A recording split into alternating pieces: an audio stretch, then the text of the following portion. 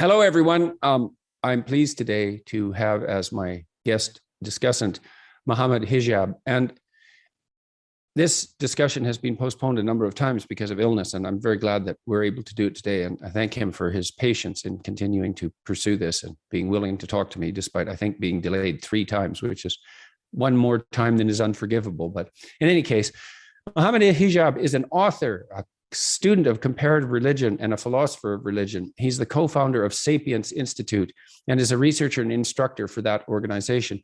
He has a BA in politics and a master's degree in history. He's acquired a second master's in Islamic studies from the School of Oriental and African Studies.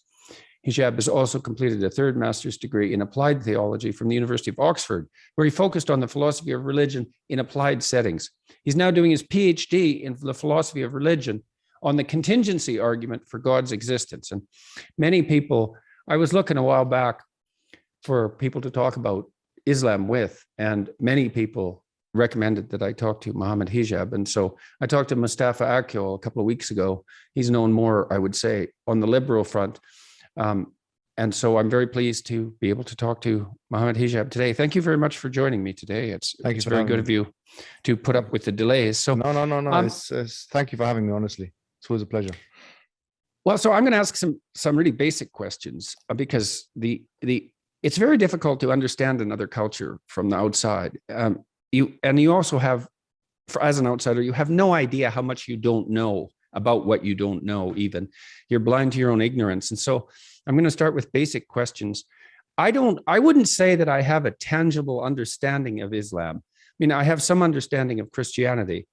I've been able to get the sense of Christianity at a reasonably deep level, I would say, at least compared to other things I know. And I've kind of felt the same way about certain aspects of Buddhism and Taoism. But as a religious system, a system of thought, Islam has remained relatively opaque to me, despite the fact that I've done a reasonable amount of historical reading. And so what is it in terms of practice and belief that are absolutely core, as far as you're concerned, to practicing the Islamic faith?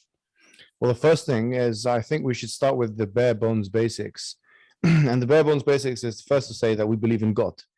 And the kind of God we believe in is one God, worthy of worship. In fact, the Quran makes a series of arguments, rational arguments for why we believe in the type of God that we believe in. For example, in chapter 52, verse 35 of the Quran, it says, أَمْ خُلِقُوا مِنْ غَيْرِ شَيْءٍ أَمْ هُمُ الْخَالِقُونَ أَمْ خَلَقَ السَّمَاوَاتِ وَالْأَرْضَ بَلْ لَا يُوقِنُونَ. Were they created from nothing or by nothing? Or were they themselves the creators of themselves? Did they create the heavens and the earth? They have no certainty. In other words, the Quran is hinting here at the fact that it's impossible for something to come from nothing. The universe, for example, if we take this as an example, couldn't have come from nothing, and it couldn't have created itself. It couldn't be self-generating and or self-maintaining. And there can't be a world, in fact, the Quran would indicate, there cannot be a world with only dependent things, things that require other things in order to exist ad infinitum. And so what is required outside of the series of dependent things is something which is independent, which all things depend upon, and which itself depends upon nothing. And this is what the Quran refers to as as-samad, or the idea of God being self-sufficient and independent. So the idea of God, so it's a prime mover argument, and you think it's a kind of prime mover argument. A lot of why do you think that the same argument that you put forward in relationship to the generation of the universe can't be put forward as an objection in relationship to God? You know, because you make a logical case that something can't come from nothing and something can't create itself. But you from a philosophical perspective, this isn't a religious critique. From a philosophical perspective, you just move the problem back one step. What advantages do you think there are to moving the problem back one step, or am I mischaracterizing it? Well, I'll tell you what, Dr. Jordan Peterson, what you said is very similar to what Richard Dawkins said in a debate with the then Archbishop of Canterbury. And he said that, well, if you have, and he said this debate, he made this argument in Oxford, and he said that if you look at the universe, well, if you're saying that God has made the universe in this way, then your God, who's more complicated, and he would add this layer of complexity. Yes. Your God who's more complicated would require an even greater. He would require an even greater explanation. Really, a greater God. Yeah. So really interestingly, Anthony Kenny, who's an agnostic himself, he's a philosopher and agnostic. He came in and he said, well, actually, take a look at this. You've got an electric razor, which is made up of many different component parts. And you have a cutthroat razor, which is made up of one part. And he said, although the electric razor is more complicated, it serves less functions than the cutthroat razor, because the cutthroat razor can cut your throat and it can also cut an apple, for example. And so it's a fallacy to assume that just because something is complicated or that something has many features and attributes, that thing itself requires an explanation. And in fact, if we had an infinite regress of such explanations, then obviously that would lead to a kind of absurdity. So even well-meaning atheists and agnostics in the field realize the redundancy and the fallacy and the argument that is put forward by the likes of Richard Dawkins, who said that kind of thing. And I would also add to that one point, the argument from composition, which is usually a corollary to the contingency argument, usually is made in the following way: that everything that is made of parts is contingent, that the universe, or say a multiverse, is made of parts, therefore a universe, or the universe and or the multiverse, is contingent. The parts that we're talking about mereologically here are things that can be attached and detached.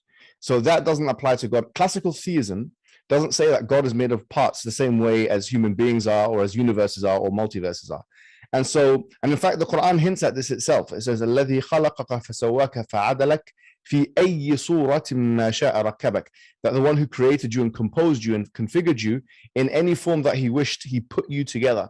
And so the fact that you have such configuration in the universe indicates to the fact that you have an external sorting agent that has particularized the universe in a certain way, and that has composed the universe in a certain way. So the argument really is that things which are made of attachable and detachable parts, that those things are contingent. That doesn't apply to God on any theistic paradigm. Now, what we would say, though, sorry to kind of drag this on a little bit, is that this would disqualify something like the Trinity from being true. And in fact, the Quran, this is the Islamic position, is vehement in its opposition towards a triune God. So, for example, in chapter 23, verse 91, it says, مَا اتَّخَذَ اللَّهُ مِنْ وَلَدٍ وَمَا كَانَ مَعَهُ مِنْ إِلَهٍ إِذًا لَذَهَبَ كُلُّ إِلَهٍ بِمَا خَلَقَ وَلَا عَلَى بَعْضُهُمْ عَلَى بَعْضٍ. That God hasn't taken a son and he doesn't have any gods with him. If that had been the case, each God would have taken what he has created and they would have tried to dominate one another. The idea, therefore, that there can be more than one all-powerful entity is an inconceivable and unintelligible idea from the Islamic paradigm. So it's seen as problematic, to say the least, or conceptually impossible, to say even more, to suggest that something like a Trinity can be true. When it's talking about, for example, Mary and Jesus, it says something very simple: كَانَا يَأْكُلَانِ الطَّعَامَ, that both of them used to eat food.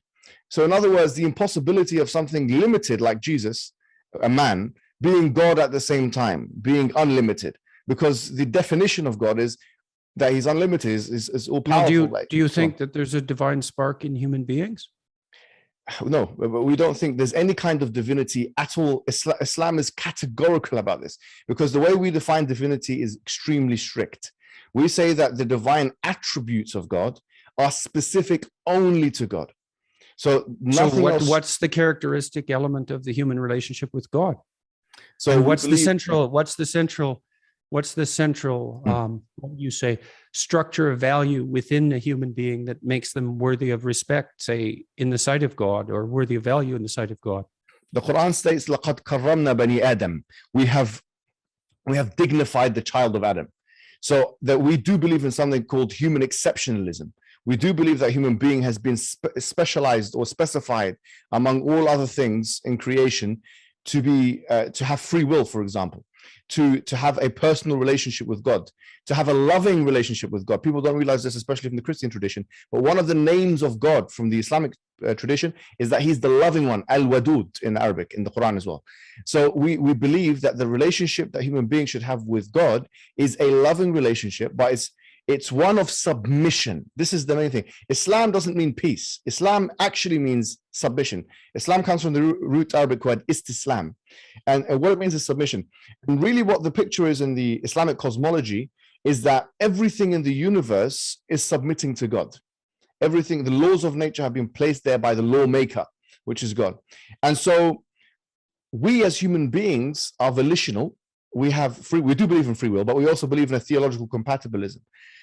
And so that a kind of predetermination is actually one of our pillars of faith, to believe in that. So in that sense, we have to voluntarily submit to God.